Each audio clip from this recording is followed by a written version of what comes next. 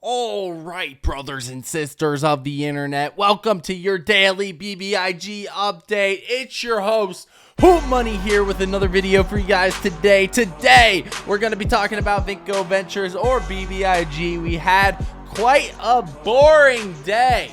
0%. We weren't up, we weren't down, we were zero. Nunca, nil. We've oscillated around the $3.07 level all day today, basically just running flat, awaiting that next move. Now you might be feeling some emotions. You might be like, oh, it's not moving. Oh, all these other stocks were moving today. BBIG, what the heck is going on with you? Why are you up 0%? Thought we were insanely bullish. Guys, it's still insanely bullish. Just stop everything you're doing when you feel those emotions, right? You look at that option chain, you look at April 14th, you see the absolute juice that is building up there. I also want you guys to appreciate the fact that we are holding above $3 per share very, very nicely. I mean, it was less than a week ago where we were at under $2 per share. So let's turn off that thing in our heads that gives us instant gratification immediately. Let's take a step back and analyze where this stock is at right now in today's video. Anyways, drop a like if you guys enjoy this content. Subscribe to the channel if y'all are new. Check out trade alerts with that first link in the description. We're up 77% on the week. And without further ado, let's get right into the video. All right, so here's exactly what I mean. BBIG is somewhat following this trend right here. It's somewhat of a channel where it's trading at. It never filled that gap back down. I heard a lot of FUD sayers say, hey, it's going back down, going back to 260. There's a massive gap, blah, blah, blah, yada, yada, yada. How about you guys zoom out and look at the gaps that are back up to 586, 748. How about those gaps, Mr. FUD sayers? If BBIG was known for filling gaps, I think it would fill this gap right here on that January run-up. But guess what? It didn't. Screw your gap. Again, let's take a step back here, examine this option chain. We got 20,000 contracts at the 3.5, 38,000 at the 4, 25,000 at the 4.5, 64,000 at the 5, 10,000 at the 5.5, 39,000 at the 6. I can keep going. 47,000 at the 10, 12,000 at the 24. Guys, this is juiced. Stop with the FUD.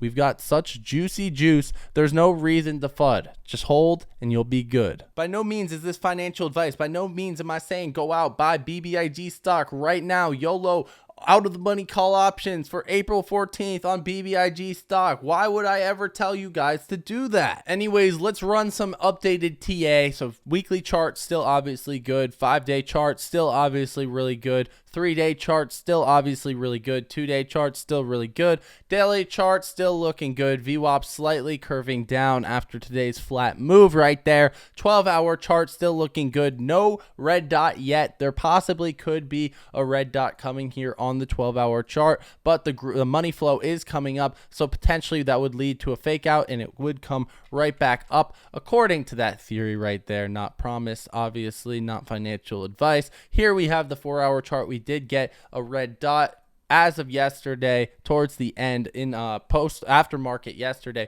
We are still in green money flow, so everything is going according to normal price action here.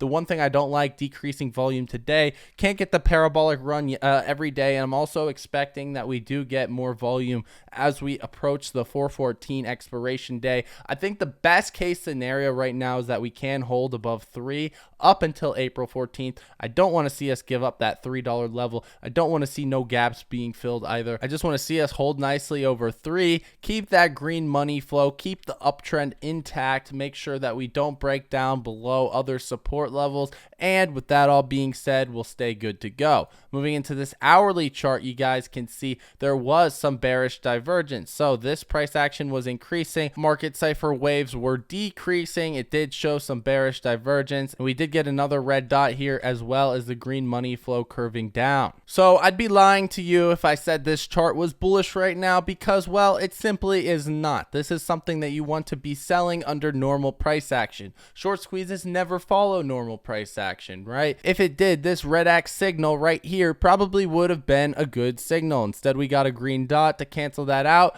and we started moving back up as of today. So for that reason, you can never just look at normal price action and say that it's going to follow that when you're dealing with a short squeeze stock. I'd like to quickly thank the sponsor of today's video, which is Moomoo. We'll keep it nice and short and sweet. It's a licensed FINRA broker that does absolutely zero payment for order flow. All you have to do to get this beautiful promotion that you see on the screen right now is click one of the links in the description or pinned comment section, deposit $1 on their platform, boom, you get up to $7,000 in free stock, as well as a free share of NEO, currently going for $21 per share. Get a free lunch on Hootmoney, get up to $7,000 in free stock, get your free NEO share. Links are below, description, pinned comment section. Let's get right back into the video. So Ortex printed 3 buy signals today for BBIG, a type 2, a type 3 signal, as well as an RSI 80 to 90. The holding period is 1 and 3 days respectively on those signals. We also saw these signals being fired back here in September,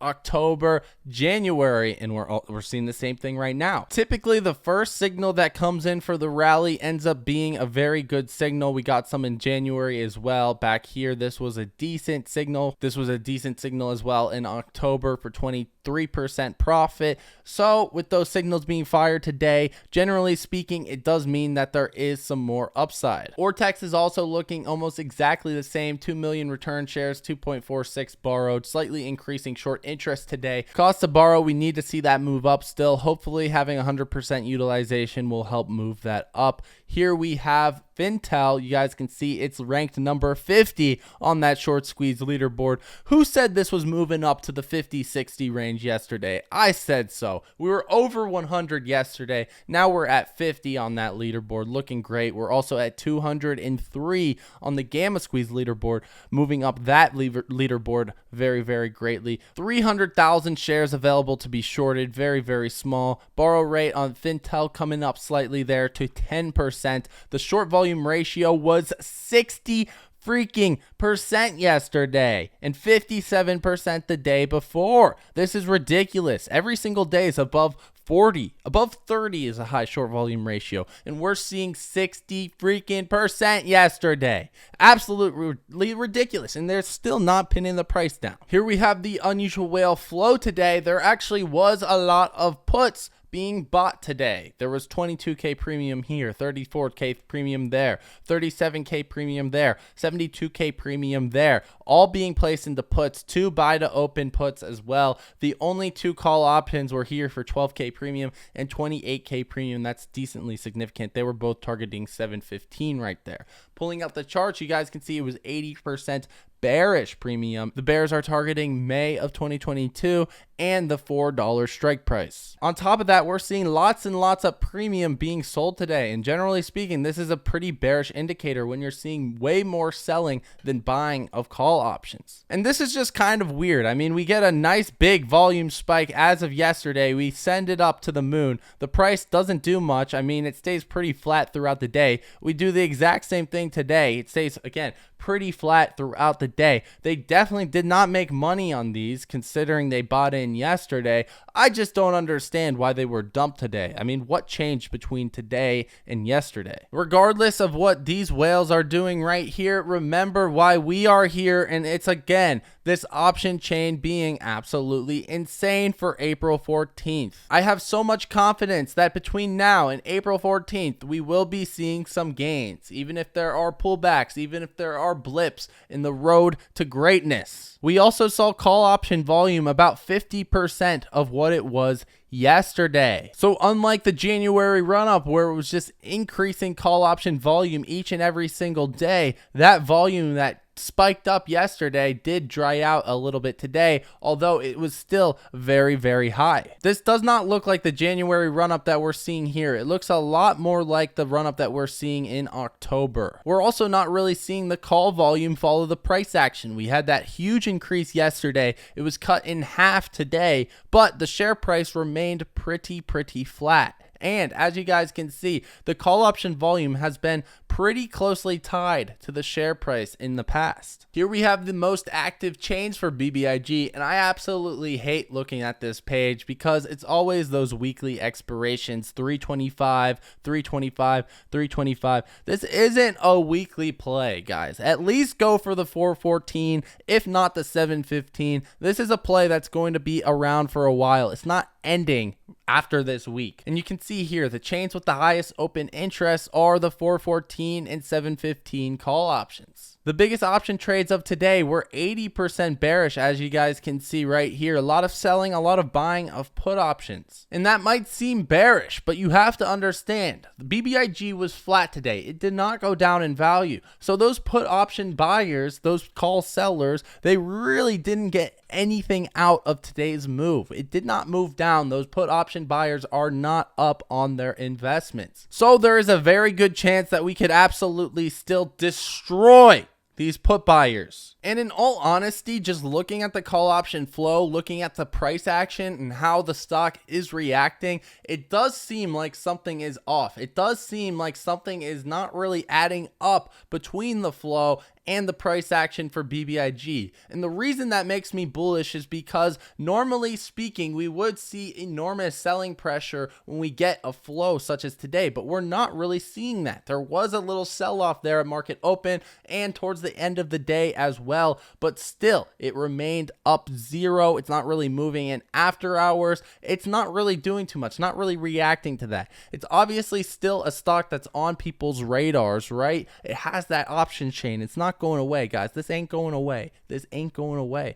So all in all, I'm just having difficulty understanding what all that volume is coming from. Anyways, my friends, that is about it for the video. I hope you guys enjoyed. I enjoyed making it as always. If you guys are one of those 325 option speculators going for those weekly expirations, this is not for you guys. This, in my opinion, is a much bigger play than just a weekly move, and I will prove it to you guys. All right, my friends. Anyways, drop a like if y'all enjoyed this content. Subscribe to the channel if y'all are new. Hit that post notification bell so you never miss an update here on this channel ever again. Sign up for Moomoo with the second link in the description, first link in the pinned comment section if you want up to $7,000 in free stock, as well as a free share of Neo as long as you deposit $1 on their platform. And check out Hootmoney trade alerts with that first link in the description so you can get all my buy and sell alerts. Anyways, my friends, that's about it. I'll be seeing you guys next time.